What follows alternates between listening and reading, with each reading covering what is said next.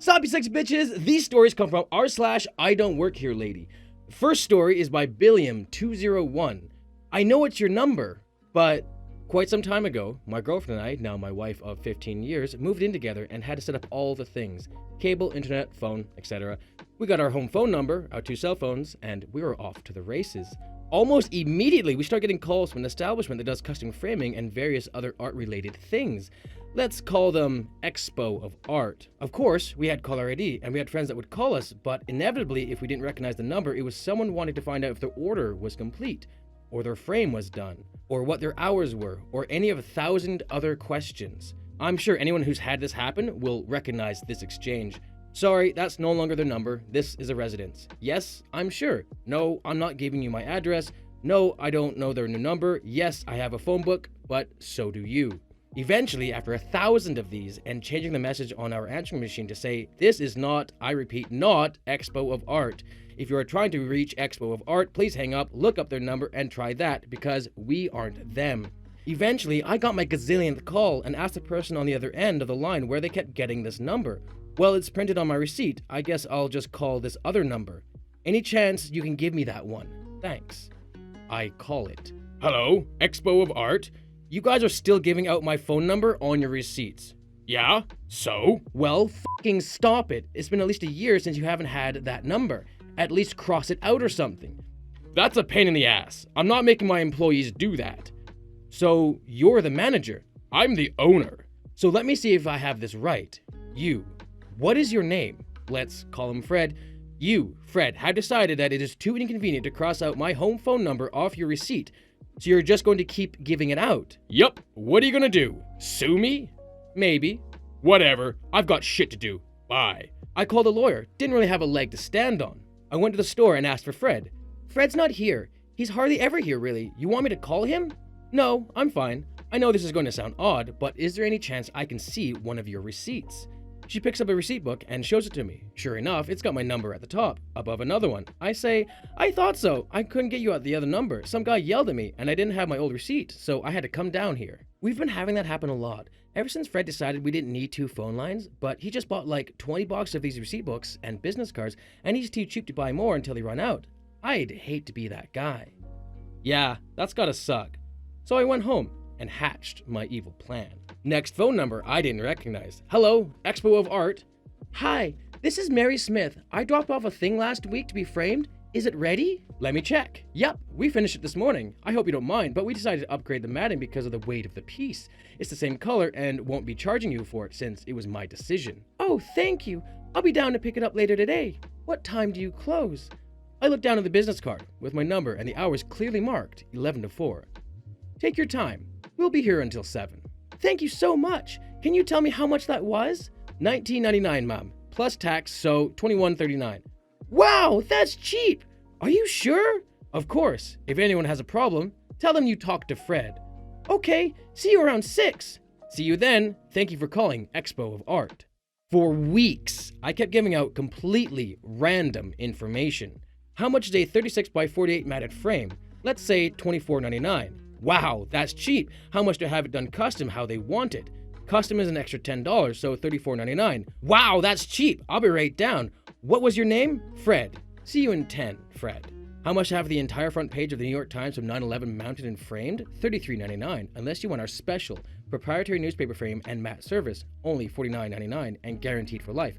Only at Expo for Art. Tell them Fred sent you. I can only imagine the number of pissed off people who showed up to pick up orders that weren't ready, and when they finally were given a price way higher than what Fred had told them over the phone. Eventually, someone let slip that they called a number on the receipts, and that's what Fred had told them. Fred was not happy. Hello, thank you for calling Expo of Art. This is Fred. You're not Fred! I'm Fred! Are you trying to put me out of business? Why, Fred, whatever do you mean? Someone has been giving prices to my customers and telling them their orders are in when they're not due for weeks. Well, Fred, who called them? Nobody called them. They called us. Then what's the problem? If someone called you and got pricing information, that would seem to be your problem. They didn't call me. They called you. Well, how would that happen? Your number's on my receipts and business cards. My, it seems to me there's a very simple solution here. Take my number off your receipts and business cards. Do you have any idea how much promotional material costs? Is it more than it costs to do these jobs for the prices you're quoting? Is it more than it costs to lose customers? Or less than that? This is extortion! Call it what you want, Fred. The choice and consequences are entirely up to you. A week later, hello, Expo for Art, this is Fred. I've ordered new receipt books and cards. Can you please stop this bullshit? Sure, bye, Fred. Since a lot of people asked me this, no, I didn't let him off the hook until the call stopped, but it was only a week or so after he called me back. He must have paid for expedited shipping. This is the way to deal with a business like this, or anything else that is like, hey, I have this number now, can you please stop handing it out? Otherwise, I'm gonna fuck you over hardcore. My dad got a number fucking years and years and years ago, like whatever years ago, and an airport was then built, and then had a number that was one digit off of his. Eventually, he gets a lot of calls about flights and bookings and blah, blah, blah, blah, blah, blah, and he calls up the airport and be like, hey, I'm getting a lot of your phone traffic. Change your number because I keep getting it. And they're like, no, we're not gonna do that. We don't care. So what he ended up doing was doing exactly what this dude did and started booking flights. Started quoting wrong prices, started doing all sorts of stuff, and eventually they changed their fucking number because they were getting a lot of pissed off people and losing a lot of money because of it. But this is the way to freaking deal with an idiot like this. Fuck you, Fred. You are completely an asshole, and no, I would have done the exact same thing. Our next story is by Deleted. You mean at this store? I worked at a Target, and there was a Hobby Lobby across the street. I ran over to Hobby Lobby after a shift to grab something, and I was still wearing my red t-shirt and Target symbol all over it. A 20-something girl comes up to me and says, do you know where to find a glue gun? I paused and just kind of looked at my shirt, and I said, you mean at the store? Or like a Target? And she just stared at my name tag for a long time and sighed a heavy sigh and quietly said, sorry, I don't know where I am. What? I mean, okay, I guess you're like, I don't know what a Hobby Lobby is. I'm going to assume it's like a crafting sort of store like Michael's. So it sounds like they should have glue guns there. And I'm going to guess that their outfits are also red, but most definitely are not going to have the Target sign all over them. But you know what? This girl just made a little mistake, and it's like a whatever nothing burger. Our last story is also by Deleted. She wanted to speak to my manager, so I called a person who manages my life. This happened yesterday. I was in Canadian Tire. Oh, cool. This is actually in Canada. For all of you non-Canadians, it's like a mix between a Walmart, a Home Depot, a Bass Pro Shop, and an auto shop. I was wearing jeans and an old red polo shirt. The employees wear black pants and a red polo shirt with a triangle maple leaf logo on the chest. I was getting wipers for my car because mine aren't clearing the rain off my window anymore. It's a riveting story. They have this touchscreen thing where you select the vehicle and it tells you what specific size you need for each wiper and brand. I was fiddling with the screen and going through the different sizes and makes of wipers and reading the reviews on each one. I research everything before I buy it. Drives my wife crazy. I hear someone behind me saying, excuse me. I think she wants to use the screen to figure out what wiper to buy, so I move to the section that has my wiper brand I'm interested in and start looking for the size I need. My assumption was wrong. She'd follow me to where I was, now poking through the very badly stocked wipers. From now on, I'll be me, and she'll be Douche Canoe, which will be shortened to DC. Why did you walk away from me? That's very rude. I didn't even know she was talking to me at this point, so I kept looking at wipers.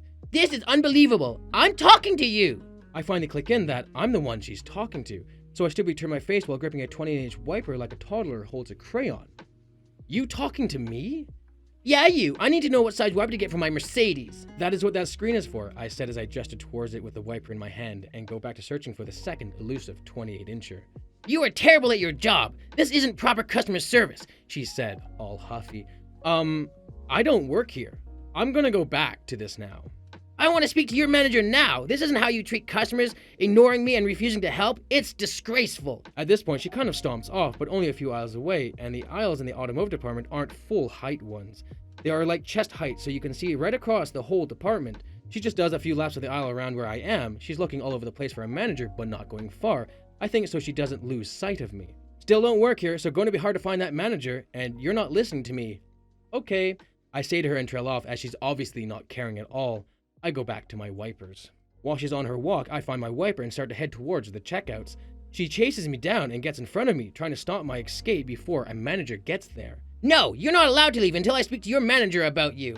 I've had enough of this buffoon. I pull out my phone and call my manager. I'm self-employed, so I call the one person in my life who can reasonably be called my manager, the wife, henceforth referred to as boss. I'll call her for you. You aren't going to be able to find her here. I put on a speakerphone so the crazy lady can hear. As the phone rings, she gives me this superior smirk like I'm about to get my ass chewed out. Hey, how's the trip going? She's on a business trip. Great, been having some excellent meetings with the L3s, VP level people. What's up? Picking up wipers, and you're so jazzed about them that you need to call me in the middle of the day? DC is getting really frustrated at this point. I'm obviously not getting to the me getting fired fast enough for her. Nope, got a lady here in Canadian Tire who wants to talk to my manager. I kind of thought you were the closest thing to that. Want to talk to her? What the hell, LabTech? Am I on speakerphone?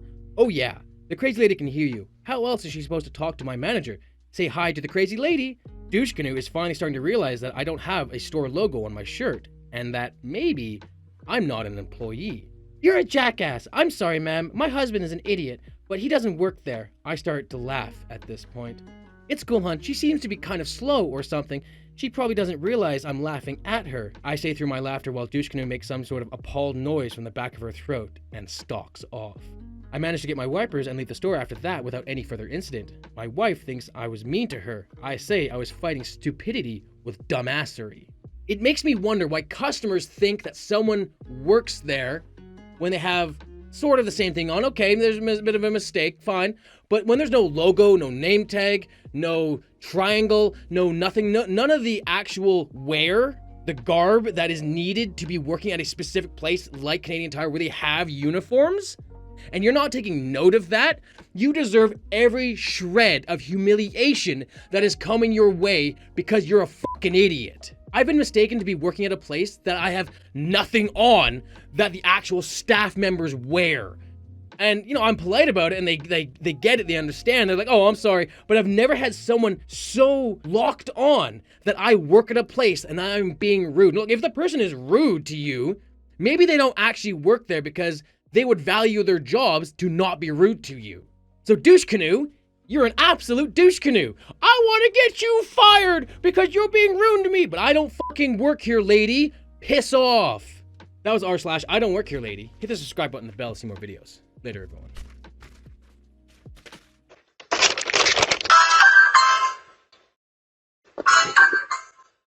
I know I'm not who you're expecting, but your driver got arrested for things he had to take care of. So I figured I'd complete the DoorDash for you. Thank you. Take care. Thanks.